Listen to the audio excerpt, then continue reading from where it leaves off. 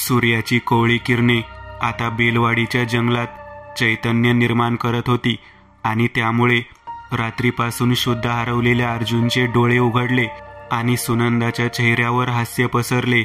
तिला आनंद झाला.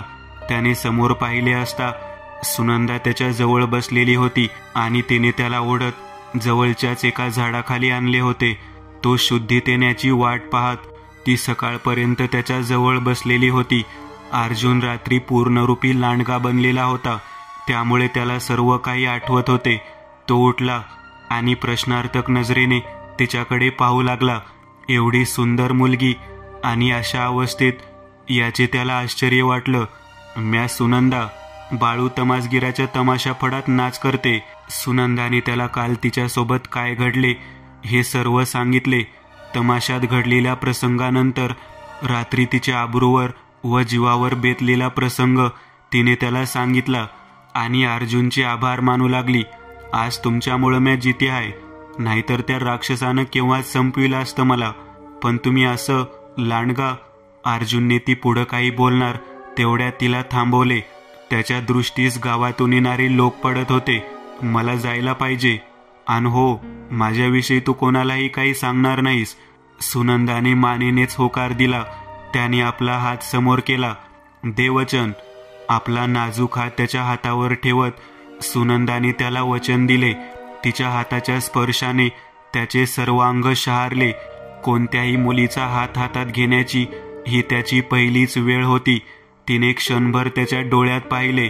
त्याच्या डोळ्यात निरागस भाव होते. मोहिनी लागल्यागत ते एकमेकांकडे पाहत होते. तिचा चेहरा लाजेने अधिकच खुलला होता. क्षणभर दोघेही भान विसरले होते आणि अचानक लोकांचा आवाज कानावर पडला. लोक जवळ येत होते. भानावर येत अर्जुनने नजर तिच्यावरून हटवली आणि तिला निरोप दिला. ती त्याच्या पाठमोऱ्या आकृतीकडे पाहत होती. त्याने एक वेळ मागे फिरून पाहिले आणि तो जंगलात अदृश्य झाला. गावातील सरपंच व इतर काही लोक जंगलात पोहोचले होते. झाडाखाली सुनंदा बसलेली होती. बाळू तमासगिराने तिरपहाट डोळ्यांवर धरत समोर पाहिले आणि त्याला सुनंदा दृष्टीस पडली. त्याच्या जीवात जीव आला. तो लगबगीने पुढे चालू लागला आणि काही अंतर पुढे जाऊन विजेचा धक्का लागल्यागत जागीच थांबला आणि डोळे फाडून समोरचे ते भयानक दृश्य पाहू लागला. 4 मृतदेह छिन्न विछिन्न अवस्थेत पडले होते. ओळखणेही अवघड होते. गावातील लोकही धावतच तिथे पोहोचले आणि सर्वांना आश्चर्य आणि आनंदाचा धक्का बसला. तिथून जवळच त्या बलाढ्य नरलांडग्याचा मृतदेह पडला होता. त्या प्राण्याच्या देहाकडे पाहताना सर्वांचे अंग थरथरत होते. गेल्या अनेक वर्षांपासून सर्व गावात दहशत निर्माण करणारा तो सैतान आता कायमचा संपलेला होता. सर्वजण सुनंदाकडे वळले. रात्री काय झाले हे जाणून घेण्यासाठी सर्वजण उत्सुक होते. तमाशाच्या मंडळातील 2 बायकांनी पुढे जाऊन सुनंदाला गच्च मिठी मारली आणि अश्रू ढाळू लागल्या. मुर्दा बशवीला मेल्याचा म्हणत गुंडांना शिव्या घालू लागल्या. सर्वांना पाहून सुनंदालाही अश्रू अनावर झाले होते. तिला 2 घोट पाणी पाजले. अगं पोरी, हे समज कसं झालं? दामू सरपंच सुनंदाला म्हणाले. सुनंदाला अर्जुनचे शब्द आठवले. ती वचनाला जागली आणि ती सांगू लागली, त्या 4 गुंडांनी तिला जंगलात आणले आणि तो प्राणी तिथे आला. त्यांच्यात हातापायी झाली आणि त्यात सर्वजण घायाळ झाले. त्याने त्या 4घांना संपवले, पण अंगावर असंख्य जखमा झाल्याने तो प्राणी सुद्धा मरण पावला. हे सर्व पाहून माझी शुद्ध हरवली आणि पहाटे मी शुद्धीत आले, असे वर्णन तिने गावकऱ्यांना सुनावले. पोरी, बरे झाले. काट्याने काटा निघाला. महादेवाची कृपा झाली बघ तुझ्यावर, दामू सरपंच म्हणाले. गावातलं आणि गावाबाहेरचं सुद्धा संकट संपलं होतं. त्या गावगुंडाच्या प्रेतांवर जंगलातच अंत्यसंस्कार करण्यात आले आणि ही गोष्ट गावाच्या बाहेर जाणार नाही अशी ताकीद सरपंचांनी सगळ्यांना दिली. बाळूचा ताफा सर्व गावकऱ्यांचा निरोप घेऊन दुसऱ्या गावी रवाना झाला. अर्जुन घरी आला होता. त्याची आई डोक्याला हात लावून बसली होती. त्याला पाहताच तिच्या जीवात जीव आला. तिला काय बोलावे सुचत नव्हते. अर्जुनने सदरा काढला आणि पितळेची भली मोठी घागर तिला रस्सीने आळा घातला व अंगणातच असलेल्या आडात सोडला. थंडगार पाण्याच्या 4-5 घागरी त्याने अंगावर ओतून घेतल्या आणि आंघोळ केली. त्याला आता चांगलीच तरतरी आली होती. वडिलांच्या हत्येचा बदला घेतल्याचं समाधान त्याच्या चेहऱ्यावर पसरलं होतं. अंगावर कपडे चढवले आणि घरात जाऊन वडिलांच्या फोटोसमोर थांबला आणि हात जोडले. वडिलांच्या फोटोकडे पाहून त्याला बालपणी त्याच्या अंगा खांद्यावर खेळलेले दिवस आठवू लागले. अश्रूच्या धारा त्याच्या डोळ्याला लागल्या होत्या आणि पाठीवर कोणीतरी हात ठेवला. त्याने चमकून मागे पाहिले. आई त्याच्या मागेच उभी होती. आईने त्याला मिठीत घेतले आणि दोघांनी अश्रूंना वाट मोकळी करून दिली. त्याने रात्रीचा प्रसंग आईला सांगितला. आपला मुलगा एक दिवस लांडगा बनेल हे तिला माहीत होते, पण लांडग्याच्या रूपात आल्यानंतर त्याला आपले आणि परके यातील फरक कळणार नाही आणि हिंस्र बनून तो सर्वांच्या जीवावर उठेल असे तिला वाटले होते. पण त्या रूपात सुद्धा त्यांच्यातला माणूस जिवंत राहत आहे हे ऐकून तिला समाधान वाटलं. बाळूच्या बैलगाड्या आता बेलवाडीच्या शिवारातून बाहेर पडल्या होत्या, पण सुनंदाच्या नजरेसमोरून अर्जुनचा तो चेहरा हटत नव्हता. तिचे अनेक प्रश्न अनुत्तरित होते जे तिला जाणून घ्यायचे होते. त्याच्या डोळ्यात पाहताना तिच्या हृदयात उठलेलं प्रेमाचं वादळ शमत नव्हतं. आज आपण त्याच्यामुळे जिवंत आहोत. आपलं सर्वस्व जरी त्याला बहाल करावं असं तिला वाटू लागलं होतं. त्याचा तो स्पर्श तिला पुन्हा पुन्हा आठवत होता. त्याचं नावही तिने विचारलं नव्हतं. आयुष्यात कधी तो पुन्हा भेटेल का? त्यालाही आपली आठवण येत असेल का? असे अनेक प्रश्न तिच्या हृदयात उठत होते. तमाशात नाचत असली तरी सुनंदा सुद्धा एक मुलगी होती आणि तिलाही हृदय होतं. इकडे अर्जुनची अवस्था सुनंदापेक्षा वेगळी नव्हती, पण आपल्या अवस्थेत ती आपला स्वीकार करेल का? आपण जास्तच विचार करत आहोत असे त्याला वाटू लागले. एक सुखद स्वप्न म्हणून सर्व विसरणेच त्याला योग्य वाटू लागले होते, पण मनात कुठेतरी तिला मिळवण्याची लालसा राहून राहून येत होती. गावातील व गावावर नेहमी घोंगावणारे गावाबाहेरील संकट कायमचे संपले होते, पण अर्जुनच्या आयुष्यातील खऱ्या संघर्षाला आता सुरुवात होणार होती, ज्याबद्दल तो अनभिज्ञ होता. सुनंदा ही सामान्य घरातली मुलगी. आजारपणामुळे वडिलांनी खाट धरली होती. घरातील करता धरता व्यक्ती खाटेवर पडल्यामुळे सुनंदाच्या आईवर मोठा भार पडला होता. त्यात वडिलांच्या औषधांचा खर्च. त्यामुळे समाजाची पर्वा न करता सुनंदाने बाळू तमासगिराच्या तमाशात नृत्य करण्याचे ठरवले. हळूहळू सुनंदाचा नाच लोकांना आवडू लागला आणि बाळूच्या तमाशाचं नाव वाढू लागलं. सुनंदामुळे त्याचा फड गाजू लागला आणि त्यामुळे तो तिलाही पैशाची टंचाई भासू देत नव्हता. आपल्या नाचण्याच्या कलेने तिने अल्पावधीतच प्रसिद्धी मिळवली होती. तिची घायाळ करणारी नजर अनेकांच्या काळजाचा ठाव घेत लोक दूरवरून तिची लावणी पाहण्यासाठी येत. त्या प्रसंगाला आता आठवडा उलटला होता.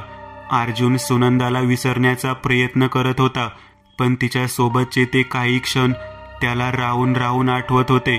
इकडे बेलवाडीवरून काही अंतरावर असलेल्या फुलगाव या गावात सुनंदाच्या लावणीचा कार्यक्रम ठेवण्यात आला होता. फुलगाव म्हणजे 200-300 उंबरे असलेले गाव. तेथील सरपंच दादाराव पाटील याने सुनंदाच्या लावणीचा कार्यक्रम ठेवला होता. गावातील निवडणूक तोंडावर आली होती आणि दादाराव पाटलांना आपली खुर्ची सोडायची नव्हती.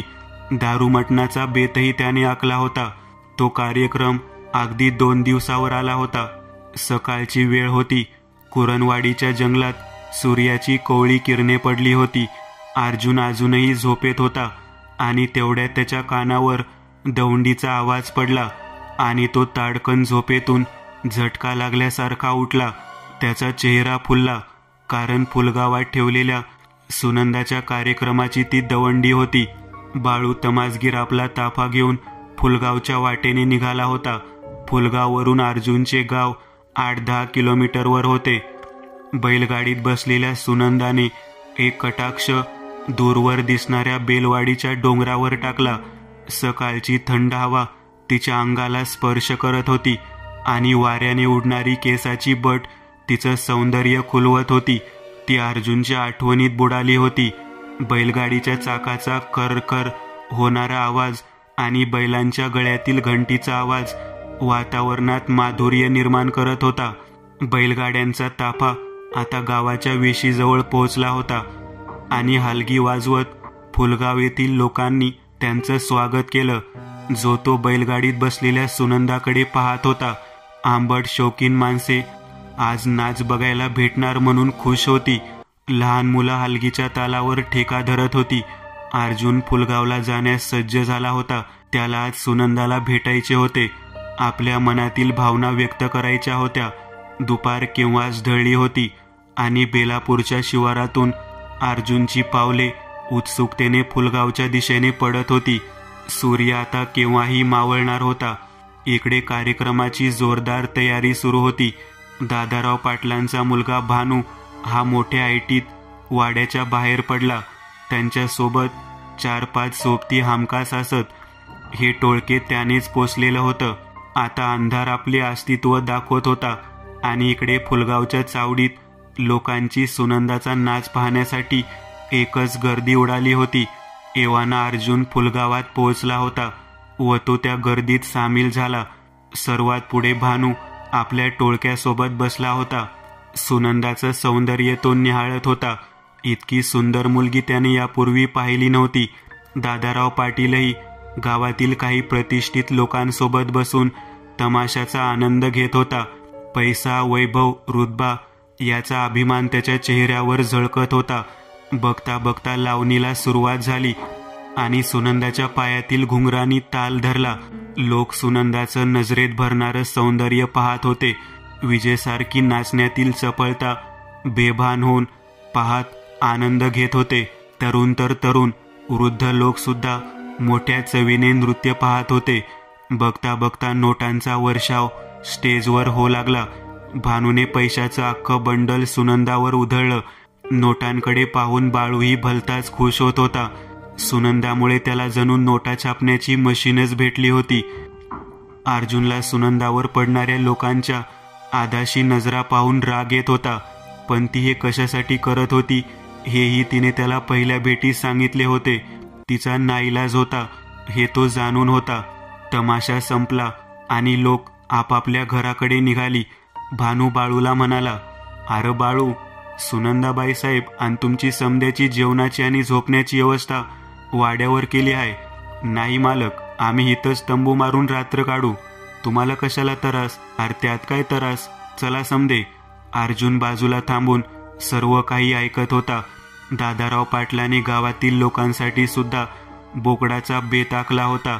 अर्ध्याहून जास्त लोकांनी दारू पिलेली होती व ते झुलत झुलत वाड्याकडे निघाले. अर्जुन ही संधी साधत त्या गर्दीत मिसळला. एवढ्या लांब येऊन सुनंदाला फक्त पाहून परत जाणं त्याला रुचत नव्हतं. त्याला तिला एक वार बोलायचे होते व तिचे मन जाणून घ्यायचे होते. पाटलाचा गावाच्या मधोमध भव्य वाडा होता. जुन्या पद्धतीने केलेले भक्कम बांधकाम, समोर असलेला मोठा नक्षीकाम केलेला दरवाजा वाड्याचे सौंदर्य वाढवत होता. वाड्याच्या वर लोकांच्या जेवणाची व्यवस्था केली होती. त्यात मिसळून अर्जुनही जेवणाच्या निमित्ताने वर गेला. इकडे सुनंदा व फडातील सर्व लोकांसाठी जेवणाची खास व्यवस्था भानूने केली होती. वाड्याचं सौंदर्य पाहून बाळू हरखून गेला. सर्व गावकऱ्यांनी मटणावर ताव मारला आणि पुन्हा एकदा दारू पिऊन झिंगू लागले. काही लोक अजूनही जेवणासाठी येत होते. अर्जुनच्या मनात न राहून शंका उत्पन्न होत होत्या. सुनंदाची काळजी त्याला वाटत होती. भानू सुनंदाकडे ज्या नजरेने पाहत होता ते अर्जुनने हेरले होते. त्याचं मन त्याला काहीतरी विपरीत घडणार हे सांगत होतं. काहीही झाले तरी सुनंदासाठी त्याला वाड्यात थांबणे गरजेचे होते. वाड्यातील नोकर सुद्धा आता नशेत बुडाले होते. ती संधी हेरून त्याने वाड्यात थांबण्याचे ठरवले. वाडा तसा मोठा होता. वाड्याच्या वर एक खोली होती जिथे काळा कुट्टा अंधार होता. आता माणसांची गर्दी पांगली होती आणि अर्जुनने माणसांची नजर चुकवत अंधार असणाऱ्या खोलीकडे कूच केलं. त्या अंधारात आता अर्जुन कोणालाही दिसणार नव्हता. सुनंदा व तिच्या सोबतच्या काही स्त्रिया या खोलीत झोपण्यासाठी गेल्या. सर्व फडातील इतर माणसे व बाळूही झोपायला जाण्याच्या तयारीत होते. इतक्यात भानू म्हणाला, बाळासाहेब, अहो तुम्हासनी थोडं बोलायचं आहे. बाळू तमासगीराला इतक्या आदबीनं प्रथमच कोणीतरी हाक मारली होती. बाळू छाती फुगवत म्हणाला, अहो बोला की धाकले मालक. म्हणत बाळू भानूच्या खोलीत गेला. भानूच्या खोलीचं सौंदर्य तो भान हरल्यागत पाहत होता. भानूने विदेशी दारूचे 2 पेग भरले. अहो घ्या बाळासाहेब, तुम्ही आज पाहुणं आहे ते आमचं, तुमचा पाहुणचार केलाच पाहिजे. त्या अंधाऱ्या खोलीत अर्जुनने हळूवार प्रवेश केला. खोलीच्या मधोमध एक मोठे छिद्र होते. त्याला कसला तरी आवाज आला.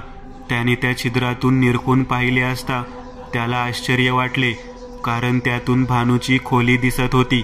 त्याचबरोबर भानू आणि बाळूही दिसत होते. आता वाड्यातील गर्दी कमी झाली होती, त्यामुळे भानू आणि बाळूचा आवाज सुद्धा स्पष्टपणे कानावर पडत होता. वाड्यातील जेवणासाठी आलेले सर्व लोक आपापल्या घरी गेले होते. घरातील नोकरही आता वस्तीवर जाण्यासाठी निघाले व काही जण तिथेच वाड्याच्या बाहेरील बाजूस असलेल्या गोठ्यात आडवे झाले. भानू हा दादाराव पाटलांचा एकुलता एक मुलगा, भरमसाठ इस्टेटीचा वारीस, बाप तैसा बेटा अशी गत भानूची होती. आई अशीही त्याच्या नसानसात भरली होती. पंचक्रोशीत कोणालाही या पितापुत्र्यास नडण्याचे धैर्य नव्हते. ते म्हणत तीच पूर्व दिशा ठरत. सुनंदाला पाहिल्यापासून त्याच्यातला हवसरूपी सैतान जागा झाला होता.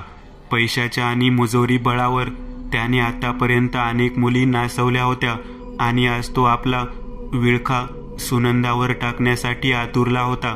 बाळू डोंबारी पैशाचा लालची आहे हे तो जाणून होता.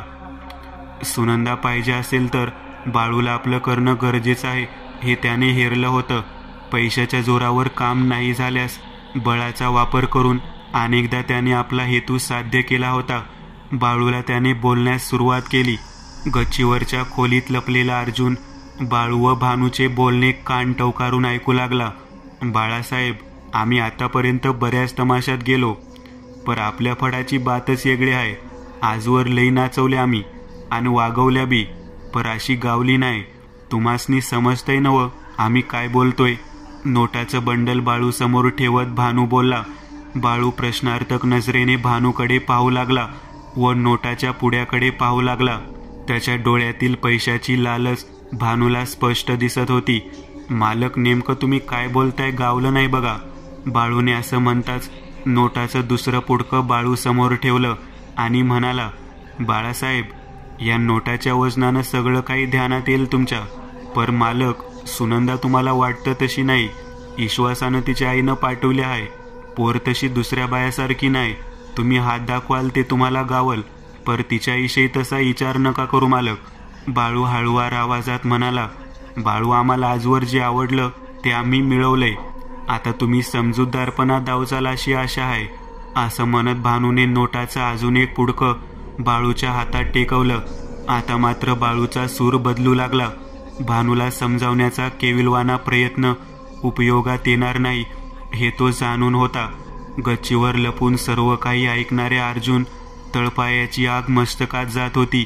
याच क्षणी भानूच्या नरडीचा घोट घ्यावा असं त्याला वाटू लागलं, पण त्याने स्वतःला सावरलं. इथं प्रत्येक पाऊल सावधगिरीने टाकावं लागणार हे तो जाणून होता. सुनंदा व तिच्या सोबतच्या बायका नुकत्याच जेवण आटोपून खोलीत झोपण्याच्या तयारीत होत्या. तेवढ्यात वाड्यातील मोलकरीण आत आली आणि तिने त्यांना शरबत घेण्याचा आग्रह केला. सुनंदासह त्या महिलांनी ते शरबत प्राशन केले व काही वेळानंतर त्या झोपेच्या अधीन झाल्या. सुनंदा या गोष्टीसाठी स्वखुशीने कधीच तयार होणार नाही व पैशाच्या आमिषाला बळी पडणार नाही हे बाळूने त्याला सांगितले होते. त्यामुळे शरबतामध्ये औषधी मिसळून आपला हेतू साध्य करण्याचा त्याचा प्रयत्न होता. वाड्यातील नोकर हे बाहेर असलेल्या गोठ्यात असलेल्या खाटेवर झोपेच्या अधीन झाले होते. अंधार चांगलाच दाटला होता. आकाशात चांदण्याचा लवलेशही नव्हता. अर्जुन भानूवर लक्ष ठेवून होता. वाड्यातील मोलकरीण आपल्या खोलीत गेल्या होत्या. बाळू दारूचे ग्लास घशात उतरवत होता. त्याला आता कसलेही भान राहिले नव्हते. भानूचा खास मित्र परसूने बाळूला सावरत ढालजेत झोपवले. अर्जुन आता सावध होत होता.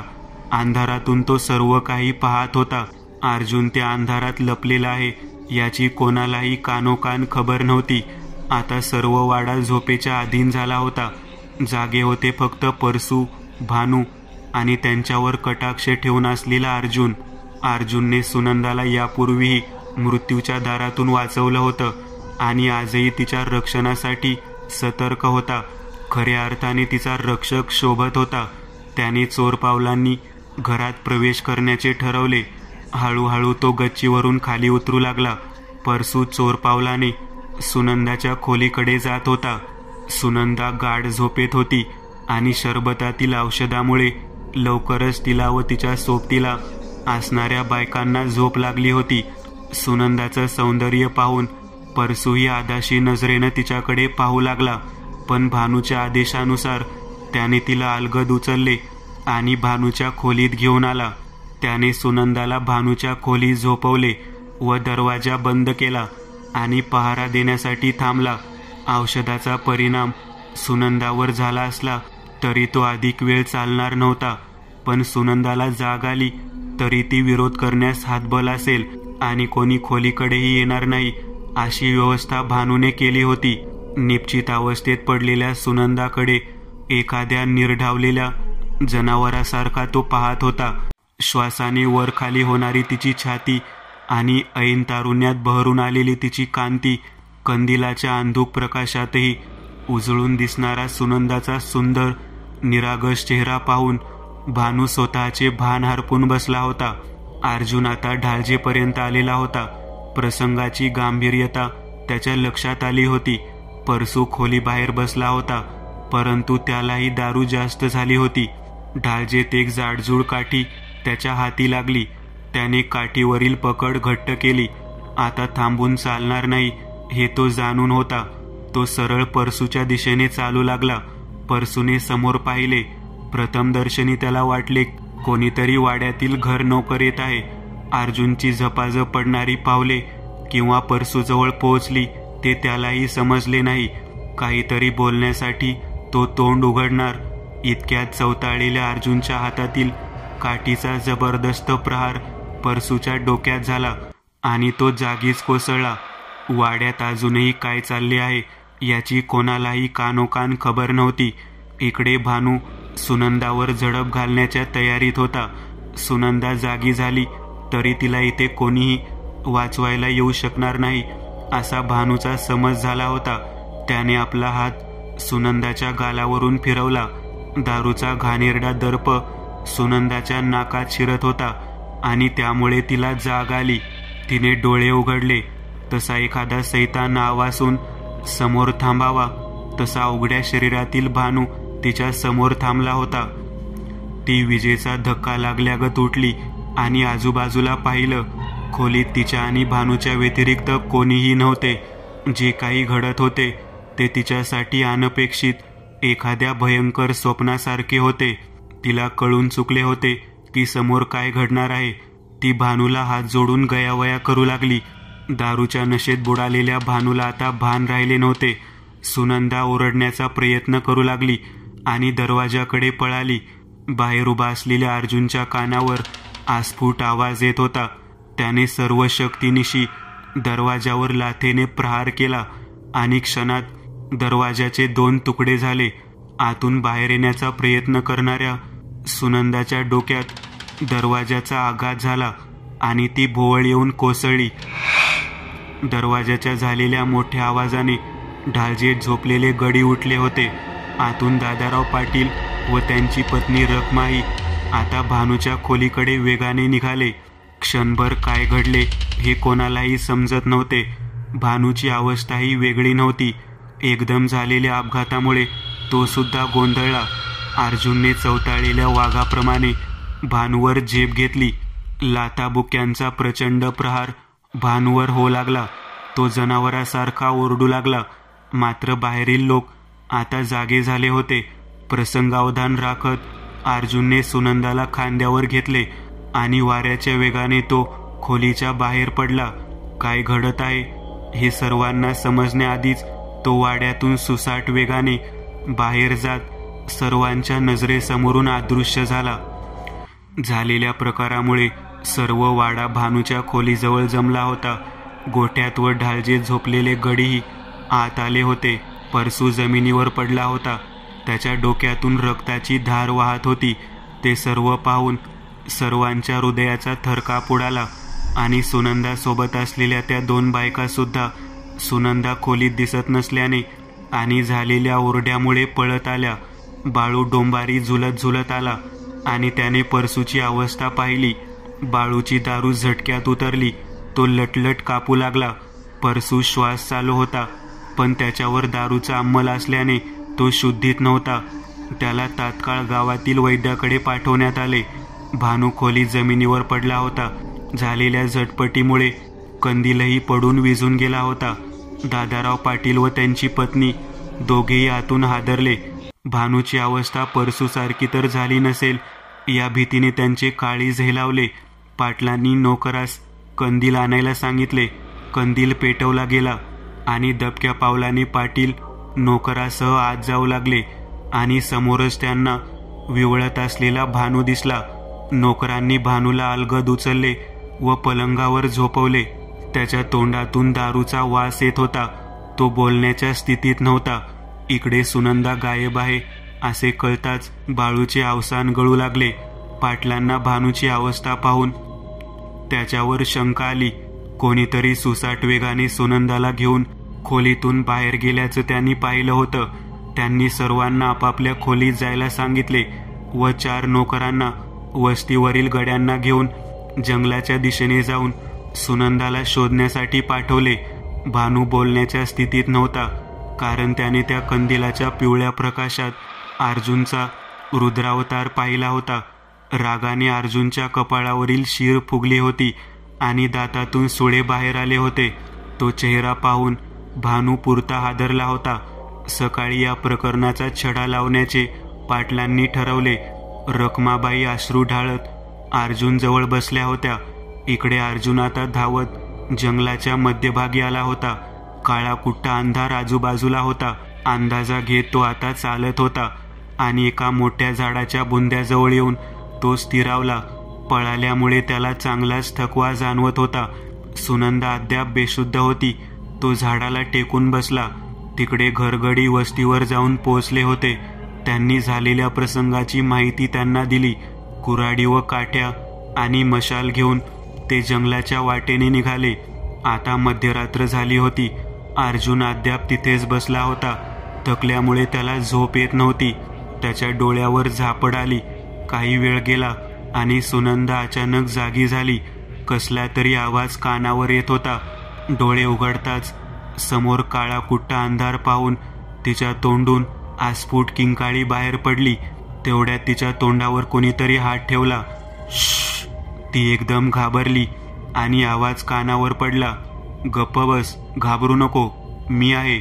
आवाज ओळखीचा वाटला. सुनंदाने ओळखले की तो अर्जुन आहे. आज पुन्हा एकदा अर्जुनने तिला वाचवले होते. सुनंदाला भावना अनावर झाल्या. डोळ्यातून अश्रू ओघळू लागले आणि ती अर्जुनला बिलगली. अर्जुनसाठी हे अनपेक्षित होतं. क्षणभर दोघेही एकमेकांच्या मिठीत विसावले. तो क्षण अर्जुन व सुनंदाच्या जीवनातील सर्वात सुखद क्षण होता. पण त्याने तिला सावरले. त्याने पाहिलं, जंगलात कसला तरी प्रकाश दिसत होता आणि पाचोळ्याचा करकर होणारा आवाज त्याच्या कानावर पडत होता. त्या विशाल झाडाच्या बुंद्याच्या मागे ते लपले. माणसे आता अतिशय सावधगिरीने पावले टाकत त्यांना शोधत होती. हातातील कुऱ्हाड व सुरा चमकत होता. त्यांना दिसणार नाही अशा अवस्थेत दोघेही थांबले होते. दोघे इतके शांत होते की फक्त दोघांच्या श्वासांचा आवाज येत होता आणि काळजाची धडधड स्पष्ट ऐकू येत होती. अर्जुनने सुनंदाचा हात आपल्या हातात धरलेला होता. समोर भयानक संकट आवासून उभे होते, पण सुनंदाला त्याची फिकीर नव्हती, कारण आता अर्जुन तिच्या सोबतीस होता. काही वेळाने सर्व माणसे माघारी फिरली आणि ती माणसे व दिसणारा प्रकाश दृष्टीआड गेल्यानंतर दोघांनी सुटकेचा निश्वास सोडला. तुम्ही इथं? अर्जुनने तिला इथपर्यंत येण्यापूर्वी घडलेली हकीकत सांगितली. आणि अर्जुनची आपल्याविषयी असलेली काळजी आणि प्रेम पाहून सुनंदाचे डोळे पुन्हा डबडबले. माझ्यासाठी तुम्ही जीव धोक्यात घातलात. माझं सर्वस्व मी त्याच दिवशी तुम्हाला मनोमन अर्पण केलं होतं. असा एकही दिवस नाही गेला की तुमची आठवण नाही आली. माझं सर्वस्व तुमचं आहे, म्हणत ती पुन्हा अर्जुनला बिलगली. सुनंदाने मन मोकळे केले आणि त्यालाही गहीवरून आले आणि दोघेही एकमेकांच्या मिठीत विसावले. पूर्वेकडून सूर्याचा लालभडक गोळा वर येत होता आणि अर्जुन आणि सुनंदाची पावले बेलवाडीच्या दिशेने पडत होती. अर्जुनच्या रूपात सुनंदाला तिचा खरा जीवनसाथी भेटला होता. ती मनोमन खुश होती. दोघांनी रात्रभर भावी आयुष्याची स्वप्न रंगवली होती. अर्जुनच्या शापी सामर्थ्यांचा तिने स्वीकार केला होता आणि दोघांच्या जीवनाचा नवा प्रवास सुरू होणार होता. पण येणाऱ्या संकटापासून दोघेही अनभिज्ञ होते. इकडे फुलगावमध्ये चर्चेला उधाण आले होते. रात्रीच्या आघातातून भानू अजून सावरला नव्हता. दादाराव पाटील व रखमा या दोघांशिवाय कोणीही सुनंदाला भानूच्या खोलीतून नेलेले सांगितले नव्हते. भानूने वाड्यातील सर्वांना सांगितले की कोणीतरी सुनंदावर बळजबरी करण्याचा प्रयत्न केला आणि मी व परसुतीला वाचवण्यासाठी गेलो तेव्हा त्याने आमची ही अवस्था केली. असे सांगून त्याने सहानुभूती मिळवण्याचा प्रयत्न केला, पण सर्वांना त्याची मुजोरी माहिती होती. गावातील वैद्यूने पहाटेच येऊन भानूच्या जखमावर उपचार केला होता आणि औषधही दिले होते. रात्रीचा प्रसंग त्याच्या जीवावर बेताना राहिला होता. एक इसम दादाराव पाटलास भेटण्यासाठी वाड्यात आला. भानू व बाळूसोबत ते चहा घेत ओसरीत बसले होते. त्या व्यक्तीने सुनंदा व अर्जुन एकमेकांच्या हातात हात घालून जंगलातून बेलवाडीकडे जात असताना पाहिल्याचं सांगितलं. भानूला रात्रीचा प्रसंग आठवला आणि डोक्यात सनक गेली. सुनंदाला काही करून त्याला परत मिळवायचं होतं. बाळूने सुटकेचा निश्वास सोडला, पण सुनंदा आता पुन्हा तमाशात येईल याची खात्री त्याला नव्हती. त्यामुळे तोही काळजीत पडला होता. निरोप देऊन ती व्यक्ती आल्या पावली गेली. दादाराव पाटील शून्यात पाहत काहीतरी विचार करत होते. बाळू त्यांचा निरोप घेऊन माघारी निघाला. पाटलांनी भानूकडे रागाने कटाक्ष टाकला. बापाची आबरू चव्हाट्यावर आणण्याचं ठरवलेच आहे तुम्ही. त्यांचा पारा चढलेला पाहून भानूने मान खाली घातली. भानूच्या कुर्त्यापेक्षा पाटलांना आपल्या लेकावर झालेल्या हल्ल्याचा अधिक राग आलेला होता आणि तो कोणत्याही परिस्थितीत अर्जुनला सोडणार नव्हता.